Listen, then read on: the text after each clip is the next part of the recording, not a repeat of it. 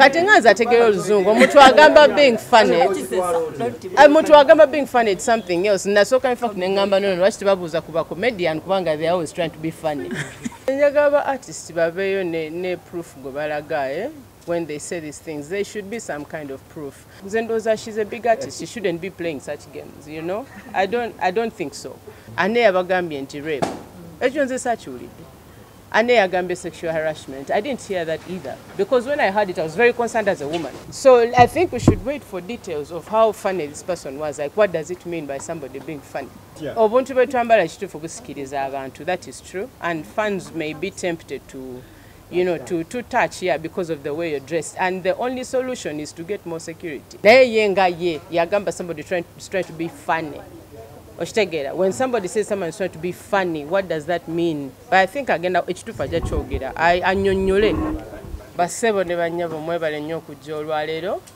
Amannya gange nze Cinderella Sanyu, nze president owa UMA abaddeko for the last 2 years, emyaka ebiri egiyise mbadde president wa UMA. Simanyi oba mujjukira naye nga emyaka ebiri 2 years ago kwaliko president nga ye Waiki Benda na resigninga nalekulira. Yes.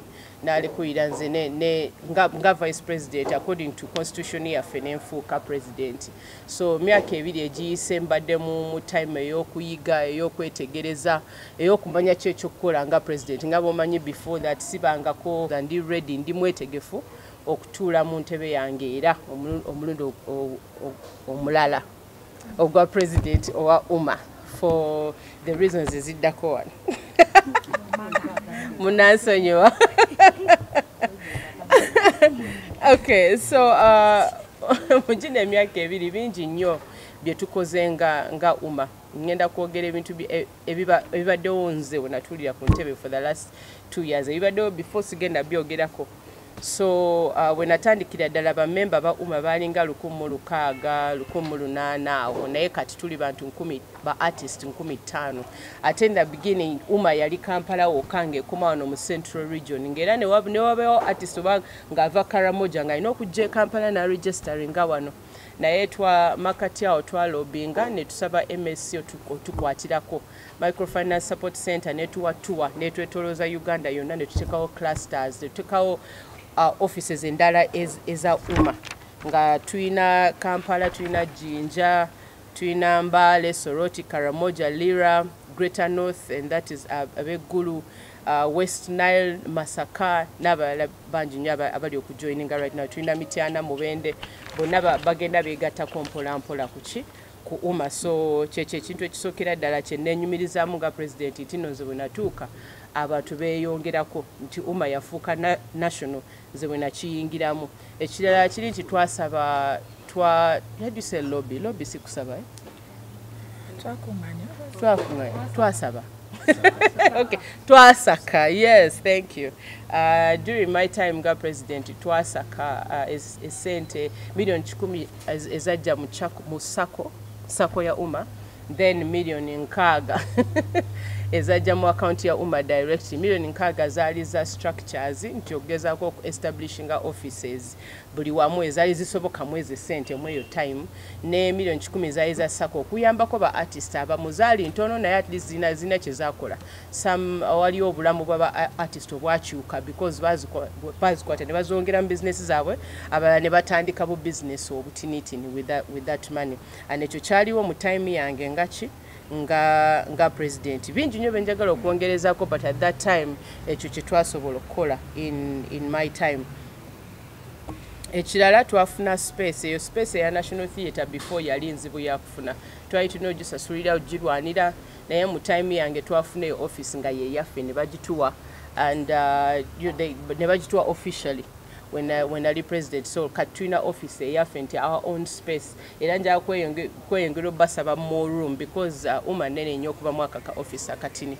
Njagala bongero tuwa they give us an even bigger space eraga nti neno office nene yaba artist kitegeera abe Uganda nti bigger artist nti babebe kulu bakamillion so giyingiramu na feeling comfortable kitegeera. So njagala kubasaba office esingako awo obunene n'ekirala twasaba stimulus twasaba government stimulus okuyamba kuba artists abali tebalina mmere mu time ya lockdown waliwo ba artists nga baali bubi bambi nga n'ezemmere teziriwo so netugenda tusaka ne tunoonye ssente aba artists abamu ne bafuna depending on obusente bwe balina mu mobile money account zaabwe government yali esobola otegeera nti ono ali bubi ono tali bubi kati aba baali obubi ennyo ne babayambako ne babaweereza ku ssente then also nali mu team eya Janzi Awards twaziteekawo mu time immediately after lockdown abangi ne beebuuza lwaki tulina awards mu time eno ate nga beetaaga ssente naye ekituufu kiri nti tewali budde bwakuwa artist award anytime is a good time kaseera konna kaba kaseera kalungi okusiima artist okumuwa award okulaga nti munaye byokola tukola ki tubiraba so bingi nnyo ebizo okulaba nti no ba artist abanene bali interested kati bagala kuyingira bagala kuyingira leadership ya kunze ndaba ng'ekintu kinene nnyo ate kibaddewo mu time yange as president so njagala kukyongerako as part of my achievements nti no mu time yange wabaddewo ba artist abali batulwanisa last year and the other year naye kati baze mu nti bagala place mu leadership bagakubamu nga president nga vice nga treasurer ga position ezo mulimba artist ab'ekitiibwa betwaite tusobola kufuna 2 years ago so I'm happy nti kati efuuse nnene twali tulwanagana ne ba writer tulwanagana ne ba producer ne ba promoter naye kati ezo talks ne tutula wansi ne twogera tutereeza enkolagana yaffe nabana abantu kati tekyalina fights nyingi tetukyalwanagana nnyo tukyagenda ggulu nga bwe twali tukola last year kati buli mamanyi nti no National Theatre ye office kugamba tugifudde ekinene reason lwaki njagala okudda waliyo conversations enatandika ezitandise during my time kuwa music ministry twagala kuba ne ministry nga ya art nga just ya art nti waliyo the movie people abayimbi the painters bona balina ministry yabwe emu because emyaka egiyise bali tebamanyiwa watuteeka tuteeka ministry of gender mu justice nga tebamanyi ba artist tukole ki tubateekewa so katuli ku lobby nga tunoonya otuwa ministry eya culture tutudde meetings bidi sofa in parliament nga tukiteesako nebe kikwatako era njagala kweyongera nti bwe mumpaka nakakisa njagala kweyongera neeyo gundi eyo conversation njagala kweyongera okwogera nabo batuwe ministry nga yaffe n'ekirala njagala batereeze copyright law eno egasa nnyo buli omu okuva ku artist omuto ne artist omukulu kati copyright law yennyini yayita mu 2006 president waffe yagisigninga nakkiriza nti kekoleki kebeewo ne tugiteekawo naye ng'ate waliwo obuntu obubeera munda kati nga omuntu bwabba music wange tumukoze tutya tumusibira myaka emeka asasula sente emeka kugamba obuntu obutina obuli munda tebaabutereeza kati njagala eyo conversation neeyongere okukola ki okugibeeramu so right now nze nga nze president sobola kukikyusa nze nga Cinderella Sanyu sobola kuyingira parliament naye bwe nnyingira nga president awo open doors weziri nsobola okuyingira nenga tuteese copyright tugitereeze sobola okuyamba buli artist kubanga kizibu nnyo okuwa buli artist sente nti buli omu omuyambye naye bw'otereeza copyright bangi nnyo obakoze ki obeera obayambye naye nga for these reasons zembawadde mbasaba akalulu kammwe okumpa vote okuddamu era ntule mu ntebe yange eya president owa 2022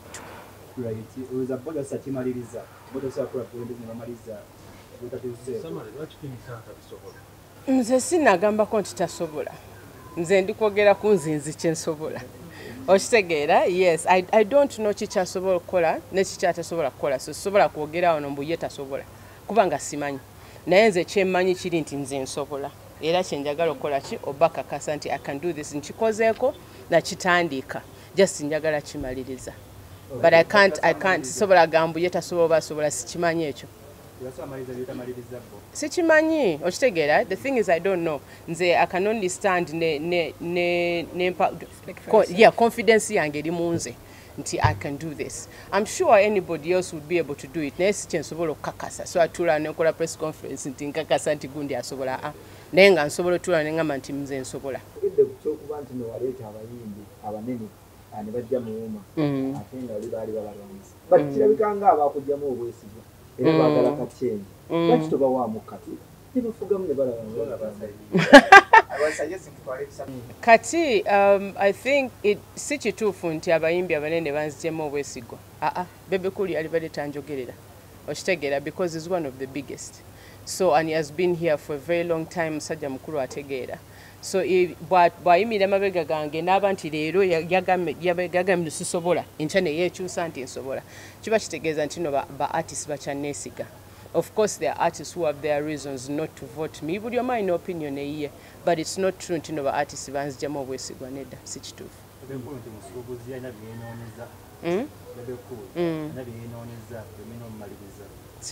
Simanyi ebyo byalala sibimanyize. Kyemmanyi nti ayagala mbeere president anneesize. Ekyo nkimanyi kyemmanyi.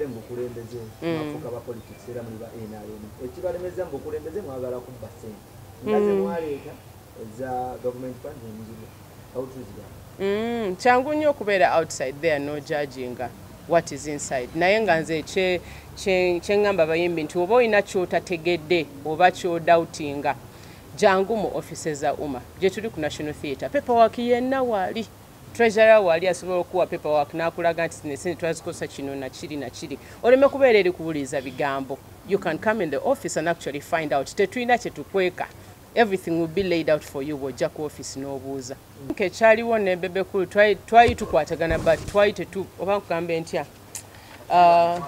Yes, we're not close friends, but we are workmates. We are colleagues. We're not friends. So, bw'abaawo ekizibu I expect nti ogenda kumbuulira nti wali ekizibu nkuddire. It's not practical nti nja kuba buli kaseera nga noonya ani alina ekizibu nange mbuulira ani alina ekizibu okitegeera. I need somebody to tell me bw'aba nga alina ekizibu. So bwe nawulira comment ye gye yawa nalowooza he's a grown up ategeera kikyagamba ne mukubira essimu ne mbuuza story kiki ekiganye ne munoonyaako ne njogera naye ne munnyonnyola ne munategeera nti no alina by'ataategeera at that time. So ne tukola ki ne tukitereeza.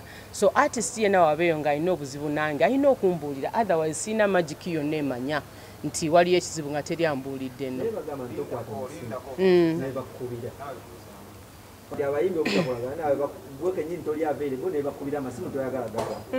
Nze njagala ba artist babeeyo ne proof gwe balaga when they say these things. There should be some kind of proof.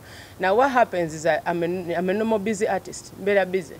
You know, I have ngawe mmanyi nti apart from nina career, I have a thriving career. You know, nti bulijjo nfuna shows, nfuna bookings, biki every day. So it is possible and it's very natural for me not to be 24 hours on my phone. Naye nga nina team. I have a team which is always there to answer the phone, and every artist we Uganda agirina. Tewali artist wano nti talina assistant amukwatira ku masimu amuyambako wano nawali nange nina kyekimu. So when it comes to issues eza umma, tuli executive nene, the president wakulema okufuna Fina wali, and she was during her time as the secretary. So when I wasn't able to pick up, she would pick up. Na scheduling a meeting, zina mpitira mbichibichi ensonga ne tujigusa. Even if sakwata simu. So sila abantu no nsonga nti sikwata simu. A lot of artists in Uganda tebakwata simu because we're busy. That happens. Naye tekinnemesa kukola mulimu gwange nedda. I am comfortable with the voting process. I understand why they had to take the direction they are taking. Because tewaliwo funding ya physical elections. Teriwo tetufunye sente okukirwaninga kubanga as you know there waliwo costs nyingi ezibeerawo mugundi mu physical elections. So because of the limited funding je tulina nga umma, that's why they have to be online. Naye nga anytime if we get any funding right now ne baganda esente zizino zirabise tukole physical elections, we would love to have physical elections. But also the online vote protecting our artists. My artists is that every artist who stands behind my how do I say right, political rival, anyone who stands behind them is not my enemy. They just believe the ideology of the other artists, but they're not ntitebagala Cindy. So by voting online, Cindy tajja kumanya mukyawe. Okitegeera, it's their vote is protected. The problem with physical voting, bino ebaga muno but basimbela in it creates enemies. Okitegeera botalonda Cindy agenda kukyawa ajja kula anti mwana agyo nvuddemu okitegeera. That is it kati okibeera online oba secret ballot. Kiba ki protecting artists nti omukwano gwe enkolagana n'oyo omuntu esigala naye alonda ani gwasazeewo okola ki okulonda for the reasons that are available. So it is just a financial issue. That's why it's going online. Mama, election ezo zaali za ddi ne tubba obululu. Okitegeera. It's very easy to talk. Okitegeera nze njagala nnyo obukakafu kubanga tubanga tutambira ku rumors ffenna tusobola okubba obululu. Okitegeera. So kubanga nabo bali kubba bululu ate kati okitegeera because we are not dealing with proof. Omuntu alina okuba ne proof ate bwebba obululu batwale ku poliisi. Okitegeera. Balope yo, that is the authority that is there. Lopa, sindi wababbi obulu mutwale ku police. The courts of law are there, they work. The proof is there. You can sue them. Whatever, there is a place to run to if this happens to you. The voters registers are there, and we share them with these artists every day. Every artist who's the buli artist ali mu umma, you're registering with a phone number. Ate your phone number most of the time eri kuchi ku WhatsApp. Kati bonna bali mu groups ate tu sharing all the gundi voters list zonna tuti sharing. So every artist knows who is on the voters list and who is not. Abantu abataliko be bantu abajoining UMA recently, like the last 2 weeks because of elections. So obviously tewabaddewo time kumuteeka muki mu voters register. But otherwise everybody else aina card oba ya registering. Ede toina card nga wa registering. Your name is there and the list is out.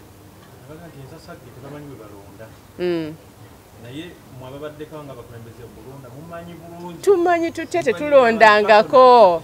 The thing is that telondangako, this is our first time. Chivola wenechokulonda twafunye electoral committee. Okitegeera twafunye Mr. Jeff ne team we bali okola the electoral committee kuba faba tubitegeera. So we got somebody ali independent. Taina position mu taina kira after kino bwe kigwa. Gundi position ye bevuddewo until the next elections. So teri abaddeko mu elections mu tetukitegeera tetukimanyi. Balowooza nti buli sente ezijja mu industry za buli omu. That is not the truth. Buli sente ezijja zirina we baziteeka. Kati nga bw'olaba nti 60 million zajja nga za structure. Naye nga buli artist agamba naffe batuweeko. Okitegeera, but that money when it comes with a directive ntino zine sente za kino. So bw'ababa nga bawadde UPRS billion, finding out what is that billion for. What if it's for equipment? Offices. What if it's for the offices? What if it's for because UPRS banga dene nyonga tebalina the program to run the software. Ekola chebalina okola. Ebala music tino sindi bamuzanye ku NBS oba bamuzanye ku BBS time and balina sosula sente bweziti. Bali tebalina chi? Bali tebalina the software ekola ekyo. So maybe the 1 billion is for that. I'm not saying it's for that. I'm just saying finding out is the 1 billion zibafunye zaaki. Si buli sente ezijja mu association za kugaba nti zijiwe ku table buli mwako lechi alieko si bwe kiri. So I think before we make conclusions tulina finding out what is the reason why is this money coming through, and if it's for structures, unless you are a structure oba togenda ziri ako. The reconciliation with UPRS. Echa reconciliation buli meeting gye tubale ne UPRS tuyisa abayimbi. Ne bajja ne banyonyola nga abayimbi bazze. Mpozo oyo ataze. Naye the people who came, abantu abajja bakitegeera ne babanyonyola ne bakitegeera ne tukivaako ne tulekerawo okulwana nga luli bwe twali tukola. So I can't speak for all 5,000 or 10,000 artists in Uganda neda. I can speak for those abajja. Abajja bakitegeera ne bavaawo era tewali eyayomba. So that's why ngamba nti relationship yaffe ne UPRS eri better right now.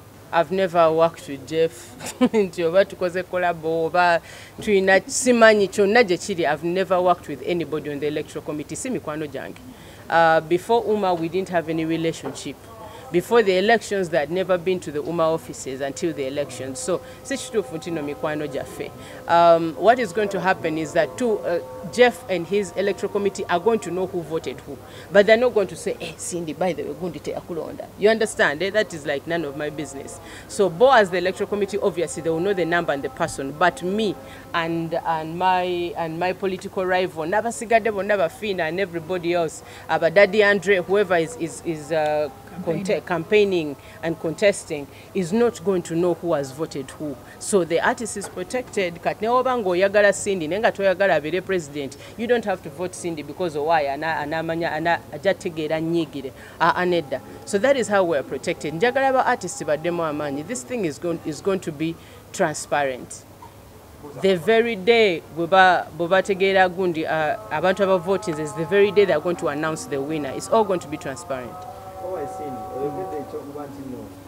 Abayindi abanene nga bebekulu avuddeyo nakwendoosi naye waliwo abantu badde okola nabo nga bamidde waniita kawamu bo bayindoosinga kingisa okola nabo ekimulaga kinga tolaba nti abantu abanga bakola kati olaba nga bw'olaba oyo madamu Joanita talina buzibu nange talina buzibu ne King Saha bw'amwesooka agenda kulangani agenda langa King Saha nange bwe mwesooka era agenda bagamba votingani voting Cindy. They are very Ngabola.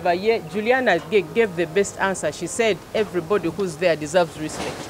She gave a very, you understand, because she supports everyone. She can't say to no going pade na ngabwa voting agenda choosing ani omuntu omo, but no artist tewali artist going endo ku approaching agano okumpa endorsement tewali ya denom, because I don't have a problem with them, just sibe sose omwana yogedde walo ntimabyaka bulujja nenda kuongereza kwekyo mama omukulu bwesimbyewo kona yekingisa yagambye nti ebintu kati bitambula tabitegeera gwe ne jefu ne zina masanyaze mukukuta mulimo ne jesta mama wali jesta ne ate mutali jesta nyaba first of all there should be proof for these things, otherwise anybody will say anything.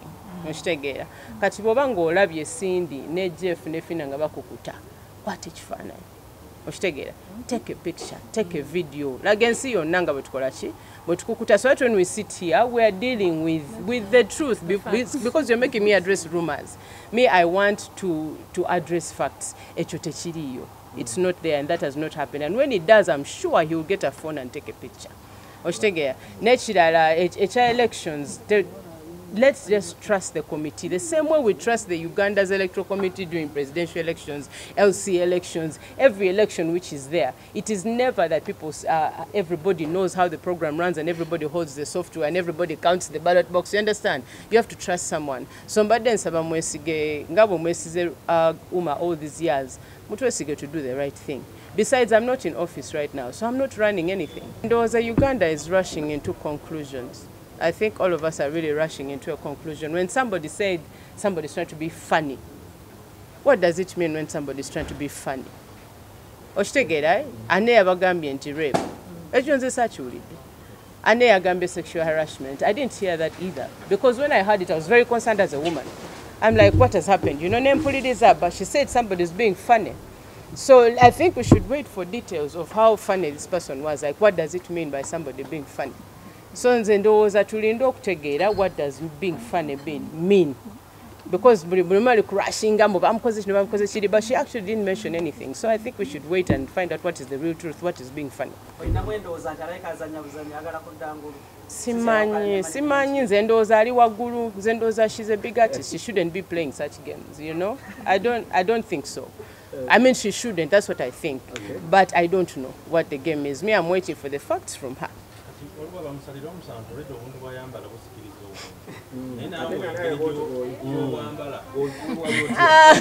Obuntu bwe twambala kituufu busikiriza abantu, that is true, and fans may be tempted to, you know, to touch here because of the way you're dressed, and the only solution is to get more security, because bw'okyusa ennyambala abantu bajja kwebowa kye baagala okulaba we bakuyita.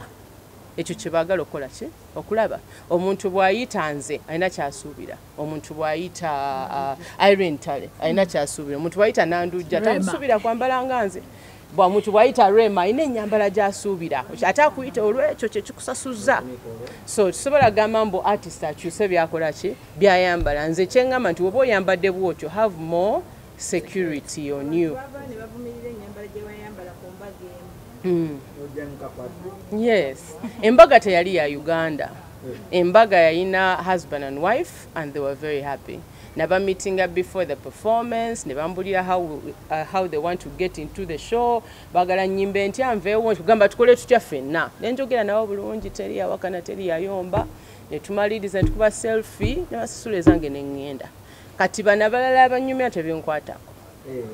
Nze yansasula musanyufu munange. No, Bebe cool event just to do his press conference. Muchimanyi. mwaba mawulire mmwe temuli ba oba anoonya mawulire. Aneda, Bebe Cool is relevant on any day. You understand? Uma is not making him relevant right now. So even Yatugamba. Njagala kumwebaza nnyo esente tuzirinze. Tuzirinze sente. No, njogera ne Bebe Cool. Njogera naye naddala especially after bwe yakola gundi press conference eyo njogera naye era akasente tukalinze. Obadde president w'abayimbi olina okufaayo nnyo ku nsonga eziruma abayimbi. Sheebah ebizibu ebyamutuukako wateekako okufayiringa what will happen to her. Nalaba buli omu yali akyogerako so nempuliriza her submission what she said nenninda ayogere exactly what she meant because omuntu bwagamba someone was trying to be funny nze such tegedde. So mbadde nninza ayogere what is to be funny ategeeza ki. So, you know, and then after that, I just waited for her to say something. I'm sure. Sexual harassment.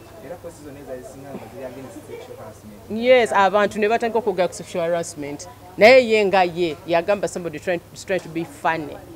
Okitegeera. When somebody says someone is trying to be funny, what does that mean? Kati nze nalinda okutegeera what it means mwe you jumped into conclusions that it was sexual harassment. Kati nganza ategeera oluzungu omuntu agamba being funny. Omuntu agamba being funny it's something else. Nasooka in fact nengamba no lwaki tebabuuza ku ba comedian kubanga they are always trying to be funny. So for me I was waiting to see what she really meant by being funny. So me I'm waiting. Bwayogera ekituufu then tutakinga ani agamba obukulembeze kyakukuba amasimu. Mukazi mukulu ajja kweyogerera. It seemed very sensitive. It seemed very sensitive to her. I'm sure she will talk. Chisinzira. But I don't think that was a kabaddi. Some artists are just too big for kabaddis. So I don't think that was something like that. But I think again, Ekituffu ajja kyogera. I anyonyole what this means, yeah. Kale.